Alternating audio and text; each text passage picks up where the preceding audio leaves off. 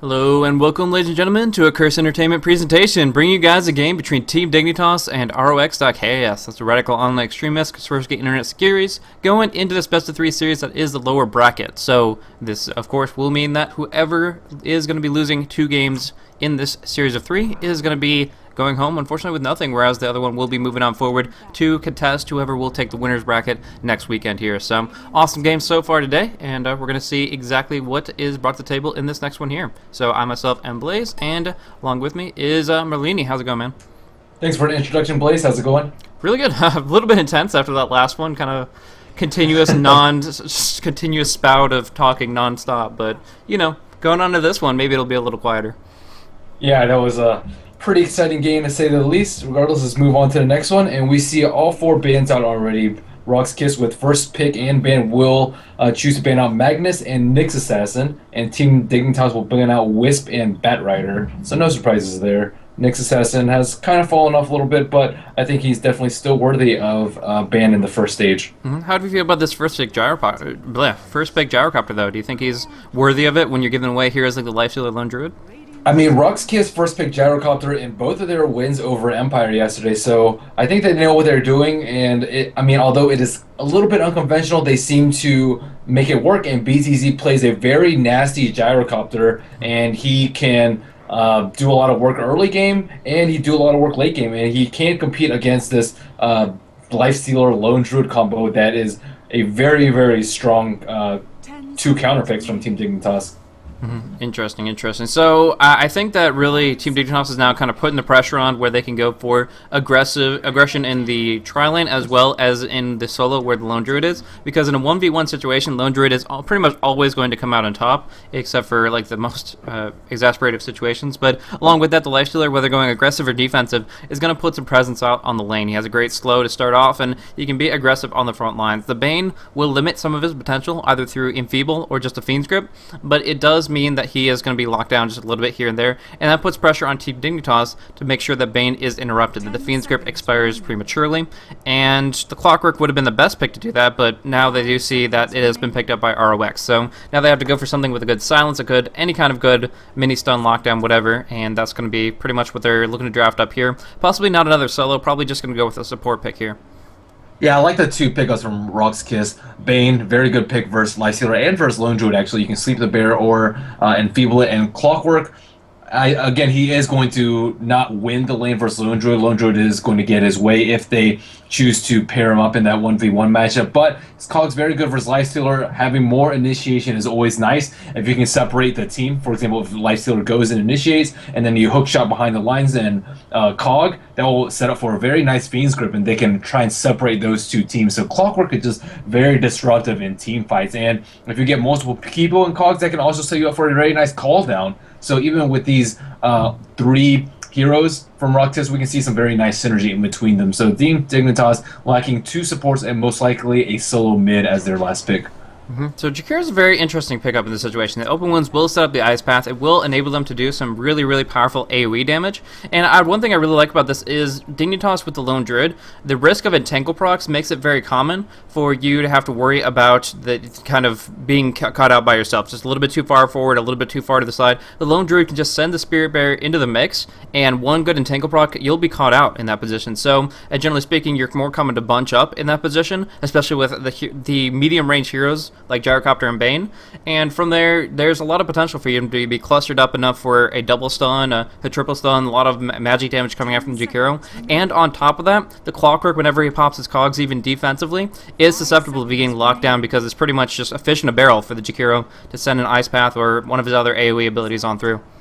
I think it's pretty nice to have this AoE disable on demand, though. Like if you have, let's say, like a Rubik that is your only other disable besides, let's say, your like mid hero with who is Puck, who is also very vulnerable to Fiend's Grip, then you're likely in trouble for team fights if he gets a really well positioned Bane. But Jakiro with his 9-second cooldown Ice Path at level 4 and very, very long range on that is just going to be really easy for them to try and disrupt RoX.KIS's initiation. But Team Dignitas as of right now just really relying on the strength of these 2 heroes, Lifestealer, Lone Druid. They don't have like any really devastating team fight potential or yeah, no like devastating RP or Fiend's Grip, Hookshot, no real initiate in that way. But I think their lineup is pretty well rounded actually for both teams. So we see Shadow Demon and Warlock, the first two bans from RoX.KIS. I think they could have picked up Shadow Demon for themselves, but I guess they don't want to give it to Dignitas for that really easy disrupt into Ice Path setup, and Warlock in case they're afraid of getting pushed. So they're a little bit lacking on AoE, Bane, and Clockwork, mostly just single target abilities and not too much in the way of anti-push. And we see Tinker banned up by Team Dignitas. BZZ plays a pretty nasty Tinker too. Yeah, that's been very, very common, specifically with the RoX.KIS matches. Like, honestly, the other matches don't even mention him, but in this situation, yeah, BZZ just a little bit too powerful with that. They could have run the Gyrocopter and as a non-carry, just like a secondary, and then have the Tinker as the primary farmer, and that's what they've been doing. BZZ has pulled some wins out with that strategy, so very, very interesting. But on top of that, we are going to see the Keeper Light banned out for Dignitas. It would have been working extremely well with the Bane Gyrocopter, and on top of that, it doesn't work very well with Team Dignitas. They have the open wounds and Ice Path. It can do pretty well for Illuminate setup, but it's not going to be as consistent with open wounds being such a long cooldown, and both of them just having only so much mana to work with until Chakra Magic becomes a big factor there. Either way, going to be able to push a lot more aggressively because they have the early Demolish from the Lone Druid, and later on they'll have the Liquid Fire from Jakiro, so a lot of tower damage can come on through very, very quickly, and that puts the pressure where ROX have to try to hold the line much earlier.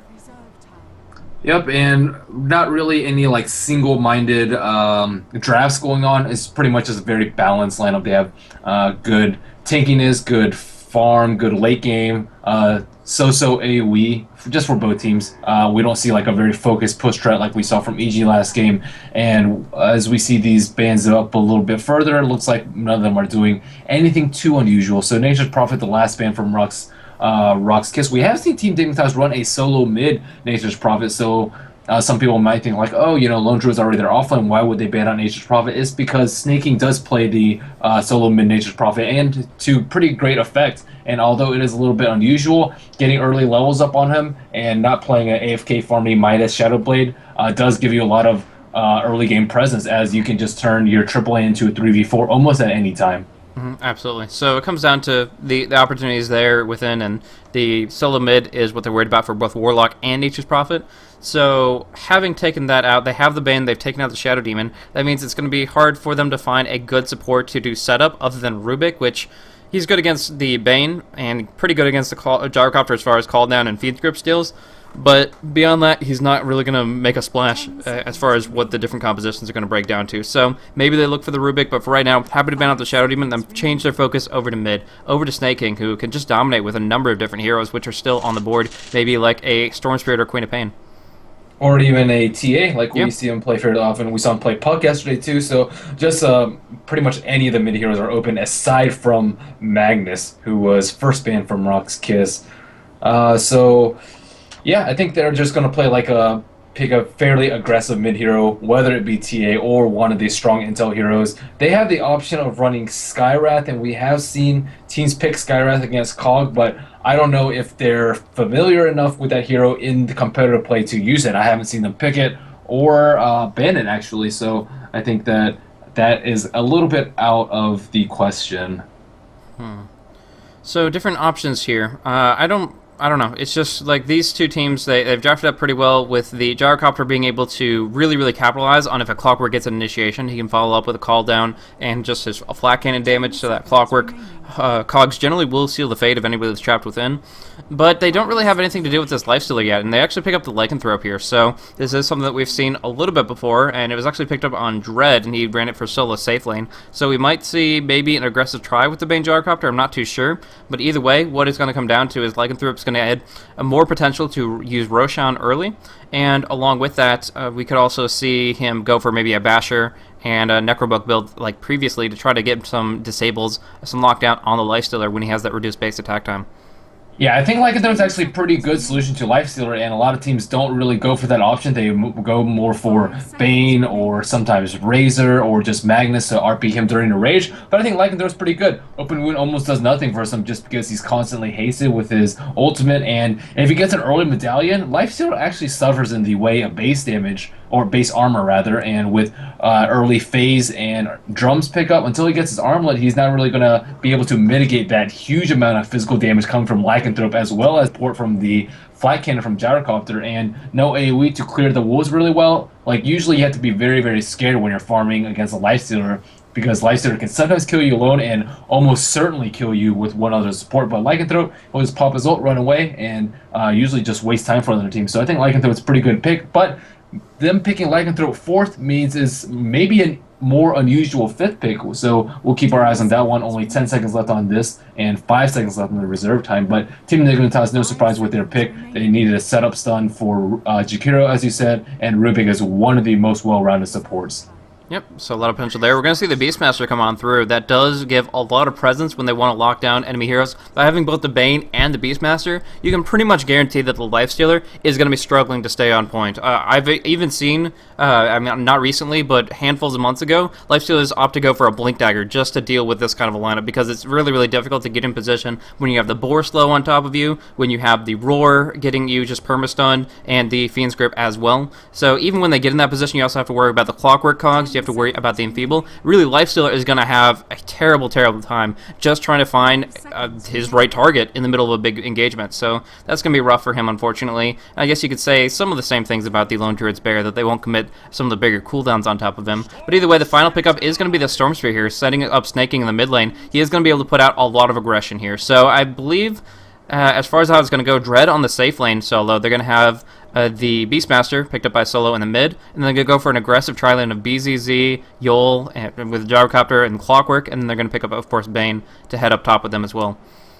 And, yep, Storm Spirit, I mean, no surprise there. Sneaking loves playing those aggressive Intel heroes mid as well as the TA. So, introducing Dignitas right now, we see Way Too Sexy, also known as Sahil O'Neal, the drafter for their team on Rubik. We see Fog Dota on the support Jakiro.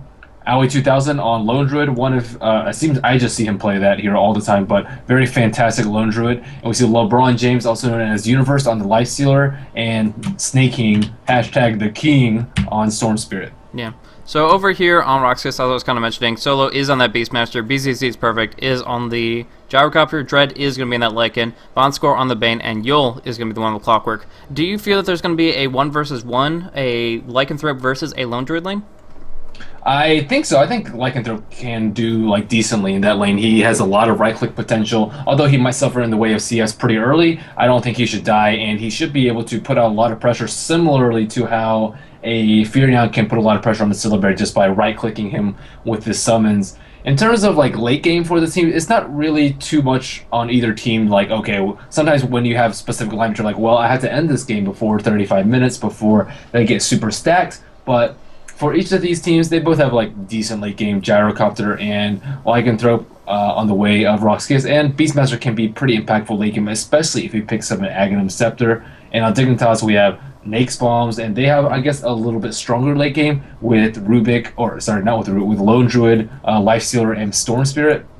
But again, nothing that can't be taken out by Gyrocopter. Gyrocopter, one of the best late games out there, especially if he gets a rapier. But they do have a lot of counter initiate, but they have to be very, very quick on their fingers if they want to save someone from a Gyrocopter bomb, or not a Gyrocopter bomb, a Nake's Bomb. They have Roar, they have Fiend's Grip, they have Hookshot, and just a lot of spells overall to deal with it. But they're going to have to be able to react very, very fast, and TP scrolls won't do the trick. Most of them will get blown up in less than 3 seconds time. Yeah, so I'm glad you mentioned the Nake's Bomb, because I think that's going to be a pretty big factor when Snaking gets enough mana to jump on people, and of course the magic damage can follow on through from Universe. Right now it looks like they are going to be putting pressure out down towards the bot lane. That does leave Aoi towards the top. And I guess that might mean Dread will also go towards the offlane when he gets the opportunity. Right now, having Quelling Blade and Stout Shield, as well as being pulled quite a bit of regeneration, 2 stats from 2 supports, allows him that he could go and kind of go toe-to-toe with the Lone Druid pretty early on, but we'll have to see. For right now, the action coming down on bottom, they're going to try to get some wards up in the jungle. Snaking, not so great in the level 1 engagements, but they shouldn't lose anybody as long as they don't get too far out of line. Yeah, I mean, unless they could get trapped in Cogs, or sleep into a Cogs could be very, very devastating. As a matter of fact, he doesn't have rage, so this is a really, really bad spot for lifesteal. Here come the Cogs on top of that. They don't actually have mostly melee heroes, but a lot of damage coming from BZZ should finish him off here. Open Wounds doing nothing at all, and that's completely based on Universe's skilling. He used Open Wounds before he even saw the opponent, so that was completely taking all that damage from the Rocket Barrage that he didn't need to, and just getting caught out overall. Yeah, Cogs is extremely strong at level 1. 5-second power Cogs. This is buffed a couple of months ago, and it is just extremely strong. One of the best level 1 skills, I'd say. And I don't think that Dignitas was prepared for that. They really just did it. I don't think they expected 5 heroes down there. And usually when you have a Nyx in front, you feel pretty safe, especially with an Ice Path to sort of interrupt and initiate. But, I mean, Ice Path does not last nearly long enough to knock them out of Cog. Yeah. But it comes down to it, now they have open wounds for the, I guess, the engagements up here. It means that Universe, again, won't be able to last hit as actively as he would like to. So in this matchup between BZZ and Universe, despite being in an aggressive position, I actually expect Dignitas to kind of fall behind unless they start picking up some kills, which is rather difficult with 2 defensive supports. So we do see Bane coming through, gets the Nightmare again, and Yol's looking for another set of Cogs. They wake him up, and now Jakir's the one to take the hit, but they do actually get a beautiful telekinesis back. Ice Path comes on through, but 2 in the Cogs inside up against Yol. We'll try to right-click him down before he can escape, and yes, they do get the kill, but Fog in turn will fall. Barrage going across, a lot of damage. Actually, a little bit of body block here. Way Too Sexy going to try to keep him alive. 2 more right clicks required. The salve comes on through, and body blocks are sufficient for Way Too to make it work here. Going to go for another telekinesis, surviving with only 12 HP. Ice Path on 2. Nightmare coming out on the lifesteal, and they will be able to get him away. Yeah, this level 1 Rocket Barrage just doing tremendous amounts of damage. I think that is also one of the strongest level 1 spells doing. I don't even know how much damage is that. Yeah, it's pretty tremendous. I mean, adding it up. 130? Yeah. Yeah. That's absurd. So that just drops it down pretty quickly, 110 or something like that. But really, really quick amount of damage output in a very short period of time. It's very, very dangerous. Oh, that's per second. Yeah, you're right, 330. Okay. So Aoi, in terms of top lane, looks like he's doing pretty well in terms of farm. 5-1 and 2-1 for Dread. Again, I expect him to suffer a little bit early game until he can get his wolves leveled up. He doesn't even have 1 point in summon wolves right now, but I expect him to have it maxed at level 5 or at level 7. So looks like Way Too will try and get a little bit dewarding done, and this will get a little bit of an upper hand to Snaking in middle, who will have Rune Vision, whereas Solo does not. But he has a Hawk, Solo already has his bottle up and running. Yeah, he could go for the Hawk instead of going in for a point in Inner Beast. If he doesn't have any rune control, he can just kind of get it himself with the skilling, so he can change it up and go for a little bit of Call of the Wild, and that would help him out quite a bit. Either way, rune control is very important for both these heroes, Snaking and Solo, both wanting to be able to spam out their abilities, push out the waves. That's what they're doing now, but unfortunately for the Beastmaster, Snaking's doing a little bit better. The Remnant doing work, and he does pick up this Invis rune up top without missing much more than 1 experience. Yep, and it looks like, I think both the wards on bottom got dewarded, so very nice sentries by the supports from Dignitas right now. And RoX.KIS is ahead on kills 2-1, but nothing substantial. And Beastmaster is actually doing pretty well in middle. 10 last hits for him, 11 last hits actually. Oh, so 1 more to the Snaking. And he does have more base damage than the Storm Spirit, but again, melee for Storm Spirit is usually pretty difficult for the melee hero. You usually have a very hard time harassing because that that static remnant does huge amounts of damage, 140 at level 1. Combine that with an overload, the harass is just really a lot to deal with. Fog gets Cog on bottom. Yeah, a lot of damage coming on 3. We'll get a decent Ice Path, but the barrage keeps on ticking away, and there is going to be a killing spree for RoX.KIS as he picks up yet another 3-0-0. He has topped down his health and still has a salve, so he really is confident about this position. And Dignitas trying to contest a pull that they just don't really have too much space to really work with here, especially with these Cogs continuing to come on through with a good coordination between Vonscore and Yol. And Clockwork is not traditionally seen in triple lanes, although we have seen Liquid experiment with it a little bit. I think it is perfect for this situation. And when you have setup like Nightmare, and when you have a hero like Nyx who really relies on Rage to do a lot of damage, I think Clockwork is perfectly suited for this lane, and RoX.KIS is definitely making it work, and BZZ is farming the early game farm that he so desperately needs. Yeah, and on top of that, I mean, this hero is a relatively short-range hero. His animation delay makes him predictable, so Fog is having a really rough time being in a position that's not going to be just completely gone on really, really quickly and screwed over. So BZZ is going to be able to pick up phase boots here and stay as aggressive as ever, as he's just going to have so much right-click potential now. It's actually almost up to 90, and you hit that on 3 people. It just adds up extremely quickly. Yep, and I like this early Basilius pickup too, just because they've been going a lot on the other heroes. They've been using Nightmare into Cog like fairly often, and BZ has constantly been spamming the Rocket Barrage, so good mana region by him. Snaking is rotating top. Looks like they will pick off Dread up here. They're going to go for the Remnant, a little bit of right click here, and they get the first hit Entangle on top of that. I don't even think they needed it, but still going to find it there and bring him down very, very easily. He can just haste right back onto middle. He got his Ball Lightning up and available. He is actually going to go for a quick Bottle Crow from Captain Bamboo, and he's going to be back in the middle lane before you know it. Yeah, so nice movement from Snaking there. Very efficient around with his movement. Looks like he will pick up a TP scroll in the stash soon, so we may see some movement from him come nighttime and the 6-minute mark. So Nake's suffering a little bit in the last hits, 15-6, but actually very close compared to the Gyrocopter, 26. So that early first blood not really costing him too much. Lycanthrope is actually going for an offlane bottle build just so he can spam out his wolves as much as possible. He is out-leveled by Aoi by almost 1.5 levels, but that is kind of to be expected given the matchup and given the early rotation from Snaking. Now, Snaking's skill build is actually going for 1, 1, and 3, maxing out his overload so that his Ball Lightning and such will do the maximum amount of damage. Also helps out his last hitting immensely. I have heard some casters critique that build and say that's not the optimum things when it comes down to team fights and such. What are your thoughts on that? I think it just depends on what you want to do. It's definitely better for farming if they want to play that game, and I have seen people do 1-1-4, 1-1-3, 1-3-3, and I think you might need some early stats this game just because they have so much lockdown for him in terms of Roar and Fiend's Grip, and those are two ultimates that he is going to have to deal with at some point, and sometimes they're going to focus on Nakes, sometimes they're going to focus on Stormseer, but I expect those two to be the primary targets for it, and he won't be able to just go in and have his way like he will against most lineups, and if he decides to go stats after this, I think it's a pretty good idea.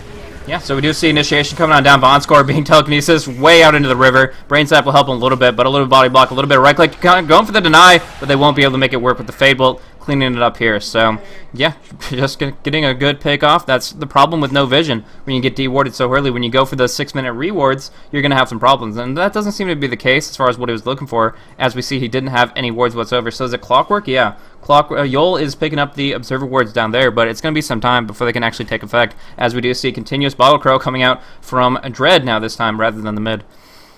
Yeah, and taking a look at the support, so we see level 3 on Vanscore and Clock is level 4, so they're doing pretty well, and meanwhile, Dignitas supports are suffering a little bit of the way of experience just because they cannot creep pull from that position, so level 2 on the Rubik and level 3 on the THD. Snaking's doing very nicely though, almost level 8 in middle. Looks like they have done a little bit of a lane swap. Solo is top, about to roar out. Roaring out, Aoi, he is going to be in the true form, though. A lot of damage going across. Call down, going to slow him down. The barrage not doing as much damage as they prefer. Coming, counter initiation, Snaking, stunning him out, pulling him in. He's still alive, and they're going to get the Lone Druid on out of here. Turning it around with a stun. The Ice Path logging down on Solo. He's going on the run. He is slowed down. BZZ trying to salve, maybe go for a phase boost, but no, he does get pinned in, wasting out an extra 100 gold in the process. At least they got the Beastmaster out, but nevertheless, 2-man initiation, popping off the first roar of the day, and getting nothing but death. Yeah, really clutch true form this year. If he had been in range form, he definitely would have died to that call down. But Dread is putting a lot of pressure on mid. Dignitas did rotate at least 4 heroes up there. It looks like Universe was the only hero that stayed in his lane, and you know they're going to have to blow a glyph, and this tower will be at about half HP by the time Dread retreats. We're going to see that Vladimir's rush once again on Dread. He's not even going to go for the boots first. Just wants to make sure that he can max out his wolves really quickly and provide them the lifesteal aura to take down the jungle really quickly, as well as Roshan once he gets some free opportunities. More difficult on Radiant given the positioning and given the vision that Dignitas has thus far been kind of consistently putting out on the map. They are kind of a little bit behind right now with just wards coming up on the top rune spawn only, but I'm sure they're going to be picking some up very, very shortly to try to make sure they have control of Roshan.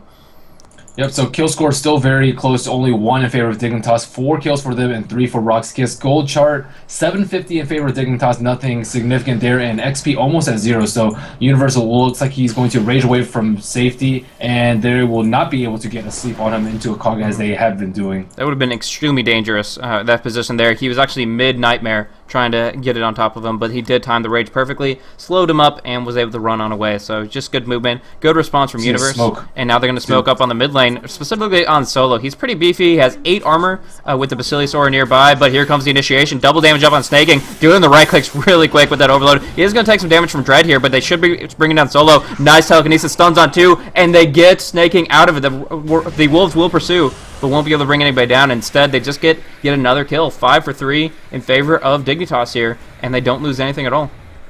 Yeah, so really, I thought Snaking was dead for sure there, but just having enough mana right there to escape out, and Aoi is putting a lot of pressure on top lane. There is a rocket to try and mitigate some of the push effect, but I mean that tower is going to go down pretty soon unless they rotate in, but looks like Yo will be there, followed closely by BZZ, and Glyph has been used, 4 minutes cooldown on that, and the tower will stand with 500 HP remaining. Yeah. We were talking a lot about how the supports of Dignitas are definitely comparatively under-leveled. I mean, Way 2 is only sitting here at level 4, no spell steal anytime soon. But one thing to mention, although the Clockwork is compared... Actually, Vaughn's going to be picked off on bottom. Nice move by Snaking in Dota, or Fog Dota. But we are going to see that the Clockwork is also behind where he would preferably be. I mean, of course, we don't see him on the tri-lane very commonly, so in this position, Yul would much rather be having that solo experience, having the opportunity to get to his hookshot, but he is going to be picking up now, and that might be a game changer. Yep, and Dignitas supports have been at the right place at the right time, just perfect position for these counter ganks.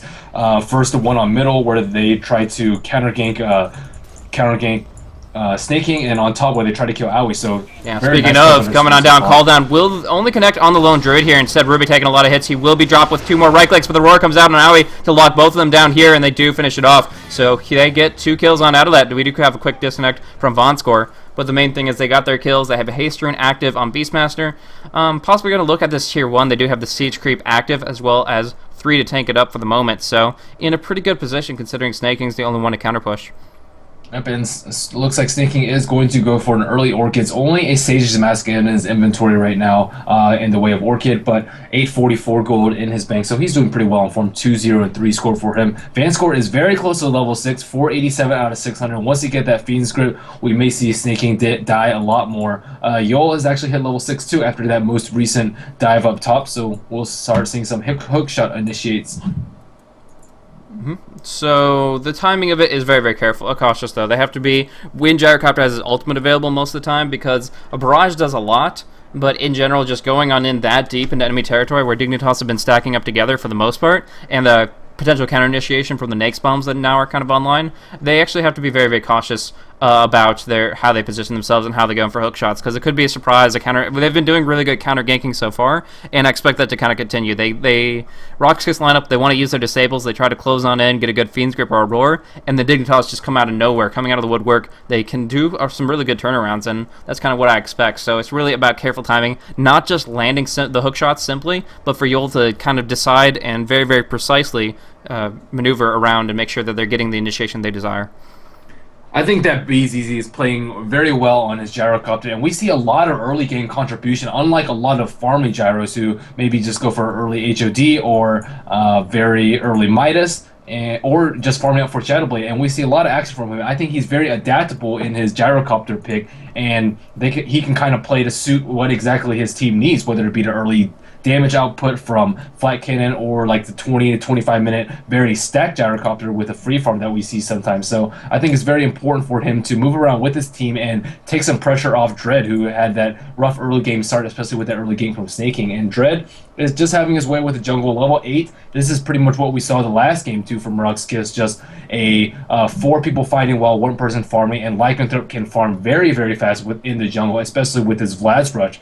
Checking out the chicken, he actually does have his Vlad's completed, so this will set them up very nicely if they can take out a couple of T1 towers. So pressure comes on out. Von Score moving in only a couple creep waves away from his ultimate. We are again seeing the Storm Spirit move up top with the Nakes infested inside, and they might try to counter initiate or just counter push out and make sure that anybody who's low jumps on in. We do see the Lone Druid immediately buy back. He has the bear as well. He's going to recall that in, so we do see Snaking wasting all his mana but bottling up to try to get the stun out. Unfortunately, there he gets it. Just barely getting glitched. Oh, he didn't. Wow, he had the mana for it. He just didn't cast it. He got hit by the homing missile from the Gyrocopter. Just the cast animation was like a millisecond too long. It felt like he had it, but the homing missile connected right when it needed to, and it kept him alive. Yeah, very costly for Dignitas right there. Aoi bought back because they thought they were going to be able to get a kill out of that, but they got clocked. No, I mean, only 1 kill. I think that is not worth a buyback. I didn't actually see the kill on clock, but it was. I think that's setting Aoi back a lot, and now Dread will probably overtake him in farm. Dread actually on top of last hits right now, and checking out the net worth, we see Gyrocopter and Sword Spear very, very close, 4,200 gold, but this T2 tower, T1 tower is going to go down very quickly on top. 2 minutes, 20 seconds on Glyph, and no heroes even close to there. Yeah. So I guess this buyback is going to pay off for him if he gets his free tower. Exactly. It costs him 400, but he's going to be able to get more than that with the last hit, and of course providing a ton for his team as well. So he probably would have gotten that inevitably anyways. It's just about timing of it, and he did get to take it a little bit earlier as a result of that. So one way or another, I think he's doing okay. He has Tranquils, he has Phase Boots, and he has 1,500 gold. So he can move in towards that armlet pretty early on and still feel comfortable about his position. But we do see Drum of Endurance coming out on BZZ, and it's going to be a little bit earlier than Universe's, while he's still sitting about a couple hundred gold away from the recipe. And Dread is going for the same build that we saw him go last game. Vladimir is offering as well as a Medallion Curve. Looks like Medallion is coming on that. Oh, no, it's just Boots Bottle on his Piggy Chicken. But looks like Snaking is looking for Roshan in case Lycanthrope was trying to sneak it in. But Invis Rune, he is looking for blood right now. Yeah, opportunities here. I mean, he does have now 3 points in the stun, so he will be able to not only dish out a ton of damage, but provide a lot of disable. Just picking his battles very, very carefully. They don't know about his positioning here, but he sees all 3 of them. So, at the very least, knowing exactly the dangerous position. And I'm actually seeing 3 Sages maps picked up. Yeah, I was just looking at that too. I have no idea what the third one is for. Yule's after the Orchid? I'm not exactly sure. Yeah, Yule's is definitely not the item that I would go for in this situation. You need either BKB or Lincoln's or just like HP, I guess, after the Orchid. But regardless, we'll be keeping an eye on that and see what he will be doing with that third Sage's Mask. I made this mistake when Orchid was changed from 3 Oblivion stats many times, but regardless, that change was very, very long time ago. You know, you still get those old like Dota 1 flashbacks. Oh yeah, nice initiation, but he is in over his head. There is going to be Aoi, there's going to be TP attempt. Will they get the entangle? No. He is able to TP out right from under their noses, and now trying to close in on top of Solo. They committed the roar, but as far as I can tell, they didn't get a kill. So yeah, jumping on in, 2 initiators, no damage follow-up. Instead, we're just going to see the TP away. They go in, they're going to get the Vortex? No. Again, missing out just by a moment. Had the clear vision with the Revenant, had the long-range initiation with the Ball of Lightning, but the Vortex doesn't connect, and that's another one that slips through his fingers. Yeah, and it looks like the RoX.KIS will counter with a mid push, so this T1 that they got on Dignitas might be traded for this T2. So it falls so fast. They have like, huge push potential with Lycanthrope, and Dread just doing a very good job about splitting them up around the map, and these clutch TPs by RoX.KIS is just making Dignitas waste a lot of their time. These wolves are ridiculous. I haven't seen them in so friggin' long, but man, dude, they just chew on through that. I mean, they're individually like Lone Druid barriers. They're just insane about how much damage they can put on in, and of course the Vladimir's adding to the push considerably as well. Yeah, and I might have to revise my TI3 qualifier predictions. RoX.KIS is showing a lot of strength today, nothing like what we saw yesterday. And, I mean, they're just playing very, very well right now. And utilizing this heavily underpicked hero, Lycanthrope, he received significant nerfs after TI2, where he was almost picked out or banned every single game. And, you know, just kind of falling off the radar. But I think he's working pretty well and just fits really well with RoX.KIS's playstyle in general.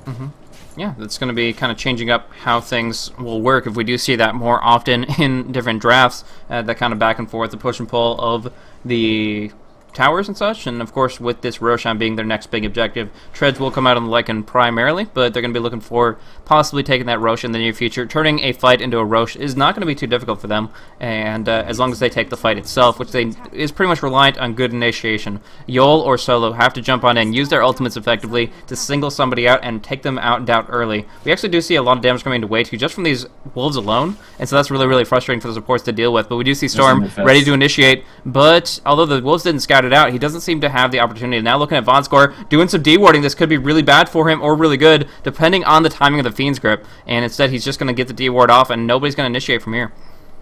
Yep, and looks like Aoi has completed his armament, and he is perfectly content to farm top lane after wasting a little bit of time TPing bottom for that failed gank. But Dread just farming away 0-1-0 with the only death we saw him on top. Hasn't contributed much in the way of team fights, but he's still getting a lot of good scouting with these Invis animals. We see this wolf over here, we see this greater hawk over here, and they just know exactly what Dignitas is up to at most of the time. Yeah. And LeBron James is just forced to uninfest, sitting around almost half the cooldown there. So sitting 50 seconds inside snaking. So he's going to be lacking a little bit on the farm.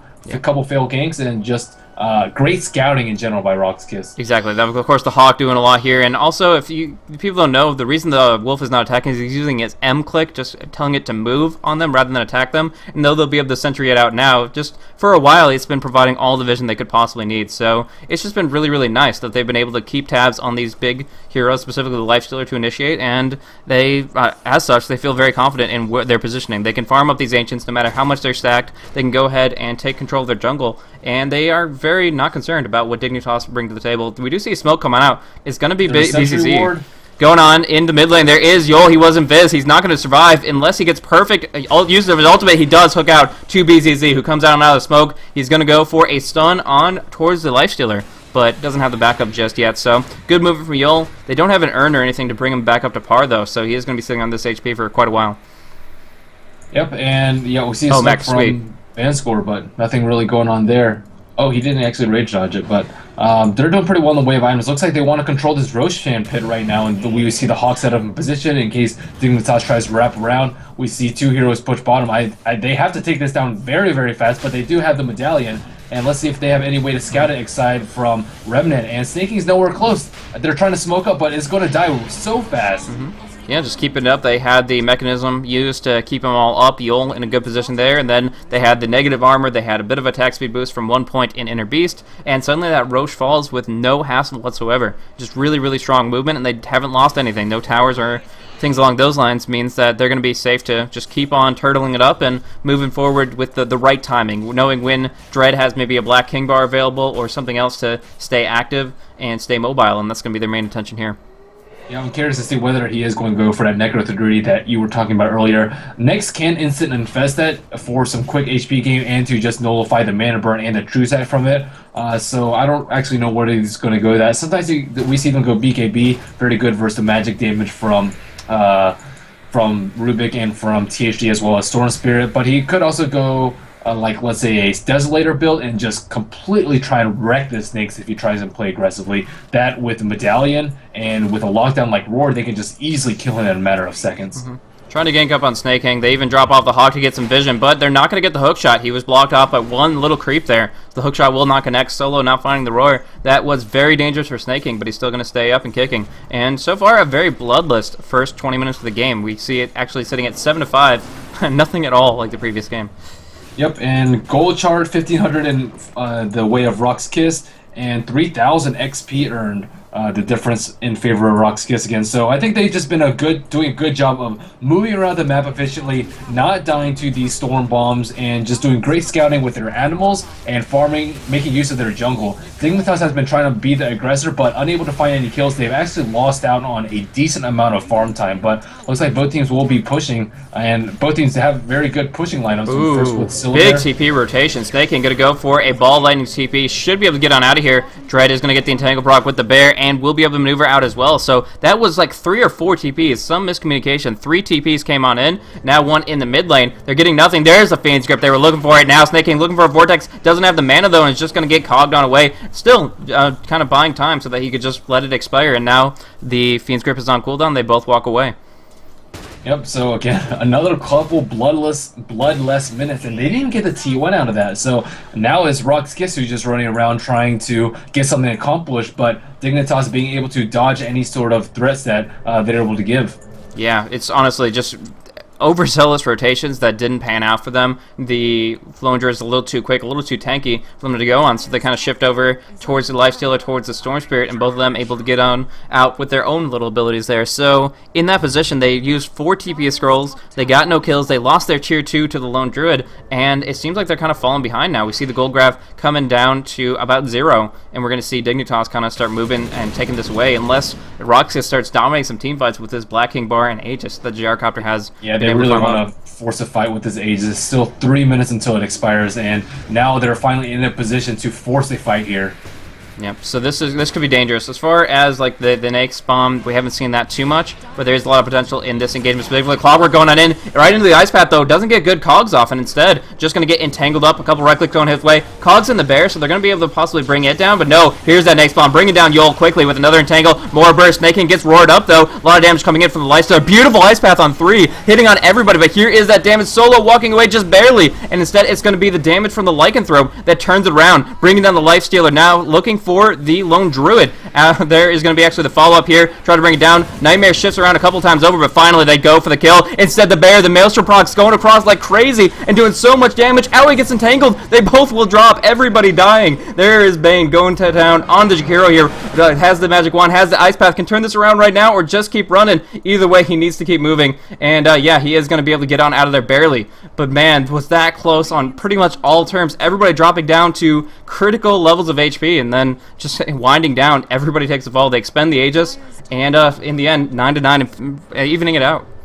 Yeah, so very good engagement by RoX.KIS there. I mean, again, they tried to go a little bit too far, but when Storm comes in, if you don't have enough damage and your team is that far behind, it's actually going to work against you. They were separated, and Snaking just died almost instantly to that roar, and just huge focus fire from RoX.KIS. And with Gyrocopter having that BKB up, it's actually pretty difficult for Dignitas to win a team fight right now. So even though the score is 9-9, it may look a little bit even, but this game is definitely in RoX.KIS's favor. XP earned 5,000 in favor of them, and gold earned 4,000, and these two towers on bottom lane are going to go down very, very quickly. And BZZ already looking for a butterfly. Starts off with a talisman evasion. Very, very projecting in his actions because he doesn't feel like Universe can answer with enough gold rapidly enough. He's like, okay, I'll pick up the talisman evasion. I'll reveal that I just want to dodge things out, and you can go for your Monkey Gang bar. But he just is so confident in his gold advantage right now with 559 GPM compared to that of the Lifestealer's 315. So in a great spot there, BZZ is going to get very tanky very quickly, and there's not a lot they can do about it right now. They can go aggressive. They do go for the Ice Path. Are we going to see Ball Lightning to initiate? But there are going to be plenty of heroes right behind. They have all their ultimates back up again, pretty short cooldowns, and they're pretty much ready to go on the front lines. Even a Ghost Scepter up on Beastmaster to make sure that he will survive against the Lone Druid and Nyx. Yep, Ghost Scepter, very important pickups on these heroes. Look, we see Vanscore have one in his stash, so the only support without it is the Clockwork. Who, honestly, I mean, it's very, very helpful for him to pin somebody in cogs and then just go Scepter it up. But either way, he does have ways to deal with it. He's pretty tanky once he gets some agility gain, once he gets some levels, and he does have the cogs to kind of lock it out, and then he can just jump out with the ultimate. So there are ways for him to make it work. Right now, trying to get some initiation off, but a little bit overzealous. Like, I actually saw him canceling his hook shot, and I feel if he hadn't canceled it, then he would have put himself in a really bad spot. But either way, they are ready to keep on going as 4 for right now. And then Lycanthrope will make its way that direction.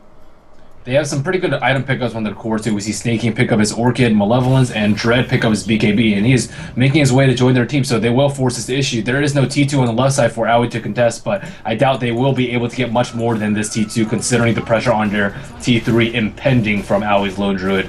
So the tier 2 will drop quickly, forcing out the fortification, but just a little more damage. They can get the spare on the high ground, and now right-clicking down on the tower hard. Battle Cry up. This tower dropping very, very quickly. They have fortification themselves, but the timing is very crucial. Rage pops off. The tier 3 is going to fall. They're letting it going to happen because they go and they just bring down. Dread is going to be able to finish off the Rubik here. Stealing a hookshot, not going to be able to use it here. The Ice Path not connected. Oh, it does! Just barely the last millisecond. One of the few spells that can make that work, but instead he just turns around and does his right-click damage before walking on away. Meanwhile, we do see people dying very, very quickly. The Clockwork in the base. They're trying to defend, but instead they're just losing very, very quickly. As far as TPs go, it's a bit of a base race. They're just going to go for these melee racks quickly, burning it down. The 2 supports buy back in, so melee racks have fallen down on the Radiant base, whereas the Dire still have their tier 3. So this works out, despite losing a couple of heroes early for Dignitas, by splitting this up and by sending the Bear in, they just completely dominate that amount of structural damage, because honestly, Bears just don't give a fuck.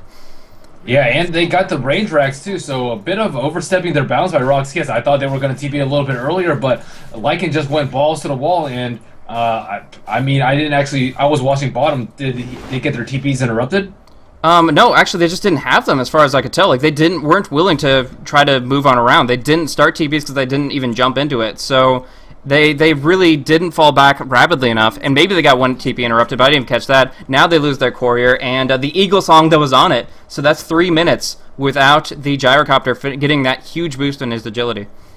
Yeah, so that's really unfortunate. RoX.KIS, they I must say that's a pretty big mistake there, letting them sneak into those two racks. And again, they had a little bit of miscoordination. If they had either all committed to the right side, they would have been able to get the T3 as well. But like this kind of half-assed defense with only a couple heroes TPing back and Clockwork buying back, they can't really do anything without their main damage dealers in the way of Lycanthrope and Gyrocopter. They aren't there. There's really no reason for the supports to come back. And I feel like they could have pressed the issue as 5 on this top lane. But splitting up 3-2, I don't think that was the correct decision making, and they will pay for it heavily with both Raxes going down. Yeah, this is a bad position for them to be in. You don't want to be up against a Lone Druid with a Rax disadvantage. It's just going to get worse from there. And this Lone Druid's getting huge. Like, his Spirit Bear has Armlet, has Bailstrom. Those two items came out extremely fast for him, and now the Demon Edge is up, and he can be moving in for the Monkey King bar. So he'll have that out before the Butterfly even comes up, and that is just going to get scary. This bear is going to be doing so much work, whereas the Lycan, all he's got right now is Vlad's and Black King bar. It's not bad by any stretch, but comparing that to the Druid and what his bears provide, it's just pretty insane. Yep, and this Roshan will probably be a spot of hot contest pretty soon, around 50 seconds until the respawn, and looks like Snakey was trying to pick off anyone, but there was no one in the forest. But they can just apply pressure to this left side, try and draw RoX.KIS away from the Roshan pit, and then as soon as they see a couple heroes defend there, they can just sneak at them themselves. They have a lot of damage up on this Lone Druid, and a decent amount of right click on this Nyx. Looks like he is going for probably a Monkey King bar next, as you said. And probably a Monkey King bar and a Spirit Bearer as well. So we see Yol trying to defend the left side, and they are in a pretty good position, Roshan, right now. Although they do have a couple of scouting tools. They have the Observer Ward in middle, as well as the Wolf trailing Aoi right now. Exactly. So now they have vision on the Lone Druid. They know where he and his bear is going to be. They know that he's going to have his Monkey King bar up soon, but it doesn't really seem to matter. The flow, the momentum, the control is now moving the other direction. Still, RoX.KIS has the gold advantage. They have the experience advantage. They're not in that bad of a spot, but the Rax is going to make that worse and worse for them as time goes by. The momentum pressure, the lack of gold that they're going to be getting from those mega creeps is just going to be very frustrating. They have the scout. They're peeing on Clockwork. I think they want to smoke and contest. This looks like they're going into the pit very shortly. So they're going to use this smoke here and try to go on in. They have everybody raring to go. They have Hyperstone up on Lycan. He doesn't have buyback as a result of that, but they could try to make this work here. They have the vision from the Wolf. They don't need to waste the Rocket Flare, but it looks like Dignitas aren't just even going to let it happen. Like, the Bear will scout it out, make sure they're not doing it. Maybe go shop a little bit. No, he's going to wait for the 1,500, 500 away. But no, yeah, they're just waiting for it. Maybe they could luck out on a Spirit Bear pickup, but that's pretty much it. Yep, let's see if Lifestealer goes inside. They will use a smoke on themselves, and Nyx will hop inside the Storm Spirit. So both teams in a very dangerous position right now. Whoever loses team fight will lose Roshan. Oh, this is bad. Dread getting picked off here. He has BKB, but it's not going to help him in this situation. They go in 5. They use Sneak King's initiation to bring it down, and they couldn't have followed up, not just based on positioning, but based on preparation. The Eagle Song just now came out to the Gyrocopter, BZZ waiting for it, and whether miscommunication or just the timing was really, really off. And the Gyrocopter was just now finishing his Butterfly. Couldn't really rely on that working for them. And now 5 versus 4, they're happy to go in to this Roche Pit and try to bring it down here. And it looks like that's just going to be taken away from them easily. And they even have the friggin' Wolves. They stole the Wolves from the Lycanthrope, and they can even do that for themselves. So they have everything they want here. They're going to be able to just control things so effectively. They get this Aegis on Storm, which is one of the best Aegis carriers in the game. And now it's just going to get harder and harder for RoX.KIS to win a fight. Yep, if they blow their ultimates on Storm Spirit, they're probably just going to lose the team fight, because him having 2 lives is going to be a huge problem for RoX.KIS. And let's see his next item. Looks like he's probably going for a Sheep, although it could be a Lincoln's for the single target ultimates that RoX.KIS has. And looking at the graph, RoX.KIS has given up their lead, and gold has actually slightly in favor of Dignitas right now. XP is around 2,000 in favor of RoX.KIS. So RoX.KIS falling behind after just really this Rax was just a huge turning point in the game, and Dignitas has been applying pressure all around the map very well. I think Aoi has been doing a great job as Lone Druid, just taking out towers and forcing RoX.KIS to react to them. And RoX.KIS does want a 5-man. They were stronger at one point, but the split push presence is just way too much, and the constant threat of a Storm Spirit bomb. Yeah, it's very dangerous for them now. They go for another smoke, at least on BZZ and the supports behind it. So they're trying to use Dread as bait, possibly, for like a Nake's Bomb or something if they think it's coming. But instead, just falling back up to the top, they have to use the Gyrocopter to counter push out with that flat cannon. So now he has his Butterfly. That's great for him. But honestly, it's already been counteracted by at least Aoi with his Monkey King bar up on the Spirit Bear. So he's in a great position to just pierce on through that evasion, dish out all the damage he wants, and he can probably go for something like a Basher now for the hardcore lockdown. And Nake's has his Black King bar or Monkey King bar as well, so he's looking pretty nicely. Phase Boost, Drums, Armlet, and Monkey King bar completed for him. Looks like we will see two of RoX.KIS's heroes up top. They are in very, very big danger, though. None of their other heroes are really that close, and Snaking has a haste rune as well as the Aegis. Yeah, this is really, really bad. They do see him clearing out the creep wave. They're making sure there's nobody from behind. They're actually going to go in from behind and take down Bane. So that indeed works for them, but they use the Infest. Now we'll see BZZ is perfect. He is going to have to BKB to run. No, they're just going to go on Yol, taking the easy pick. There's that BKB. There's the right click. There's the call down, but misses on everybody. And honestly, they're by themselves. They're without the support. So even if they did connect, I don't feel they had the follow through. Yep, and very nice observer ward here by Team Dignitas. Yol going solo on top of Way Too Sexy, trapping him in the cogs here. Going to be pulled out by the telekinesis, but still can keep on top of him with these phase boots, and should try to keep on interrupting the TP. However, he's going to go for cogs TP. The homing missile is going to be too late, and he will survive. So good movement there. But you were talking about a ward before. Actually, solo does get picked off as well. Yeah, this ward right here just really set things up for them. They saw that two heroes were there alone, and that no one was there in a way of defending them. Like, usually if you see two heroes alone, you suspect that there's smoke behind or that there's bait, but they saw that Bane was just running behind, and they just completely capitalized on that opportunity. So that ward just really set them up for that nice sequence of events that just happened. And Aoi looks like he would just get a free tower in middle, too. Yeah, so good movement there. That just staying on top of this, keeping the tower pressure rolling. It just makes it harder and harder for Dread to find farm, and the same for the Gyrocopter. I mean, he's going to be able to continuously push out top. Well, that's pretty much his responsibility, his duty that he doesn't want to do, because really the gold gain isn't really worth that amount of time when you compare it to like stacked ancients and such. It's just really going to be a limiting factor, as Gyrocopter is now not being matched by the Lone Druid, but the Lone Druid is certainly catching up at a gold per minute of 520 over the course of the game. Yep, and looks like Dignitas is in a pretty good position to take down a T3 very soon. But they only have a small window to do it before the Aegis expires, only around 2 minutes 20 seconds until it expires. So he is looking for a kill on this left side, though. Oh, he got entangled. There is the word go to be able to bring him down. There is going to be a ultimate coming in for the Bane, but he immediately gets entangled up. There's not going to be an option there. There's a Ghost Scepter up on the Beastmaster. He's still alive. Now the Blade Mail comes on out. Snaking will be right-click down to his death. Lifestealer taking a lot of hits. Armlet Toggle keeping him alive, but now going to be finished off by the Lycanthrope. Trying to close on in to bring down Snaking. He's just going to ball away, though, and a beautiful Ice Path stops everybody but Dread. He's running on through, going for the right clicks, but no way to prevent the TP of Fogged. Brilliant TP timing, and with that, Snaking will be able to get on away. They do lose the Lifestealer, and their kind of element of surprise with the Nake's Bomb only goes on one hero, so not the biggest deal in the world, but they do force a buyback on the Lycanthrope, and they do have a little bit more control as a result. So although Dignitas seems like they have the advantage right now, I think RoX.KIS can definitely pull this win away if they make some pretty important moves. What they need to do is try and bait some Storm Spirit games, because that's pretty much the only form of aggression that's been shown by Dignitas. I mean, we saw the Bear Root over here, but again, Nake's Bombs is pretty much their primary way of initiation and picking off heroes that are out of position. So if they can save it for a buyback, perhaps on Dread, and just bait him out and just blow everything on a Storm Spirit when he doesn't have his Aegis, they can secure the next Roshan. And this next Roshan is really big. If they get a cheese on Storm Spirit and an Aegis on Nakes, it's going to be very, very difficult for RoX.KIS to come back from that. But I still think they're in a decent position to take this third Roshan out if they play it properly. But it looks like they are trying to 5-man out middle.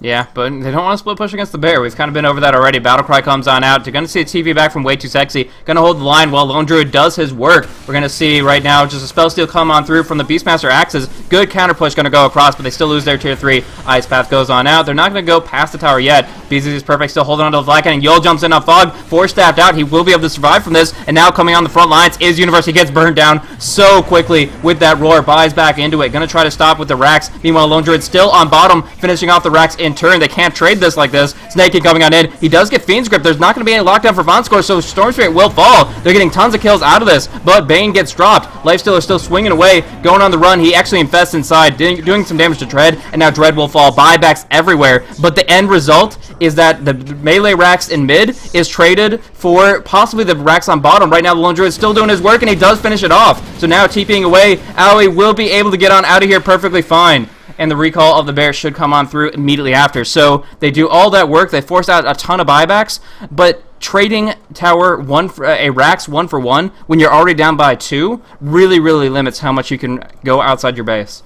Yeah, that's really not as bad as a trade as RoX.KIS could hope for, though. I mean, they did get 1 Rex in favor of it, and they forced a buyback out on the Lifestealer as well as the Storm Spirit. So I think a lot of good plays there from both teams, and really not too crucial a fight because of this Roshan, but I think whoever gets this next Roshan is going to win the game. And RoX.KIS could try and smoke up and take a couple opportunities to pick off out of position heroes from Dignitas, but snaking's pretty difficult to kill. Once he gets a sheep and another core item, I think is going to be a really big problem for RoX.KIS. Again, they are fighting from behind right now. Only 1 T3 tower and 1 melee Rex left standing for them. Only the melee Rex was taken down by Aoi on bottom.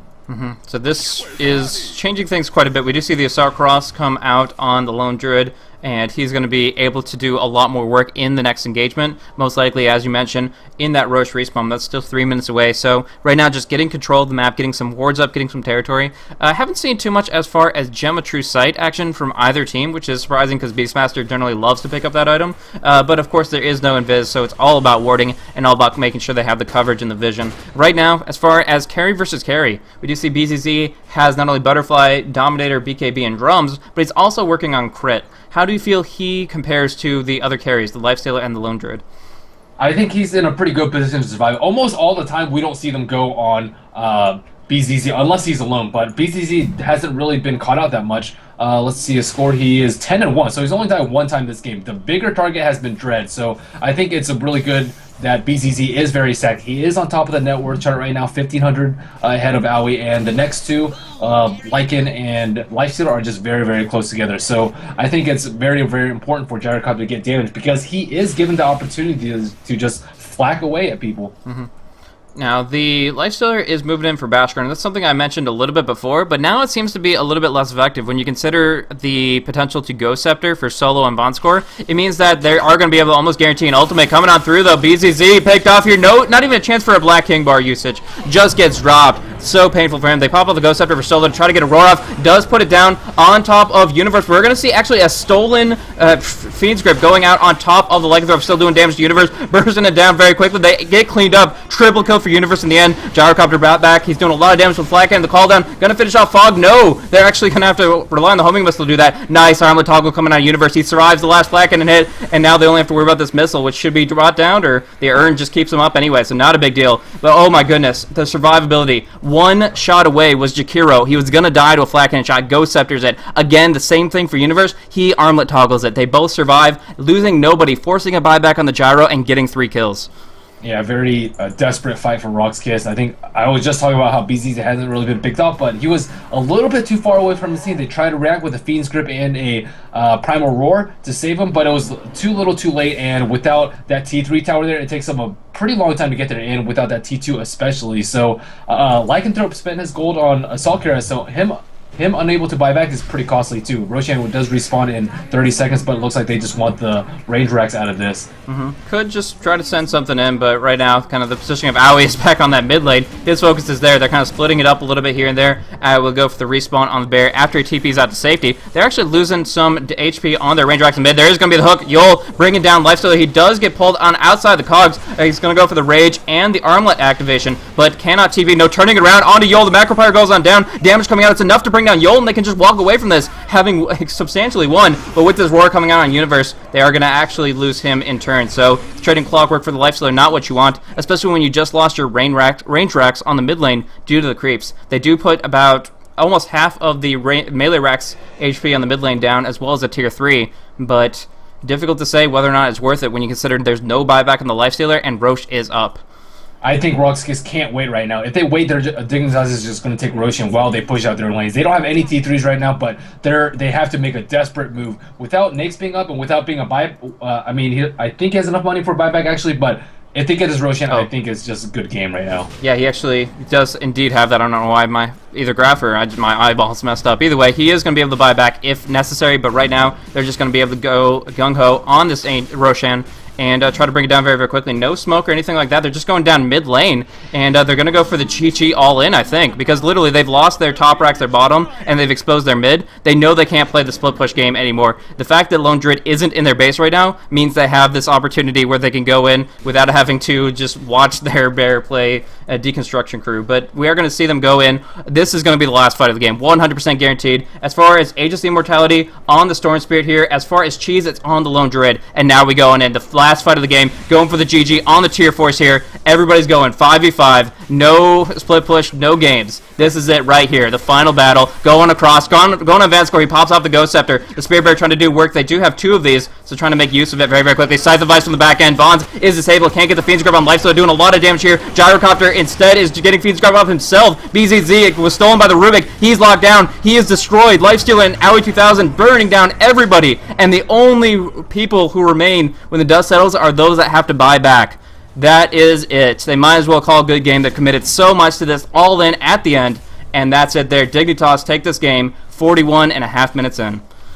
Yep, so final kill score is 29-17, and yep, that is the GG. So we will move on to game 2 of this best of 3 series. So very all around nice play by Dignitas, and making a very effective use of Naix bombs. I hope to see them actually ban out Naix. Naix did die a little bit early. They had solutions for him in the form of Clockwork Cog and Nightmare and a Feeble, but it just wasn't enough. And Storm Spirit died a little bit early, but that Rax on top lane, I must say, that was just a huge turning point right there, and just a very costly blunder. But overall, nice play from RoX.KIS as well. I think BZZ played very well. A couple of costly picks and out of position that just really cost him. The one in mid by Dread for the second Aegis, as well as the one on bottom for BZZ, where he got caught out. But well played by both teams.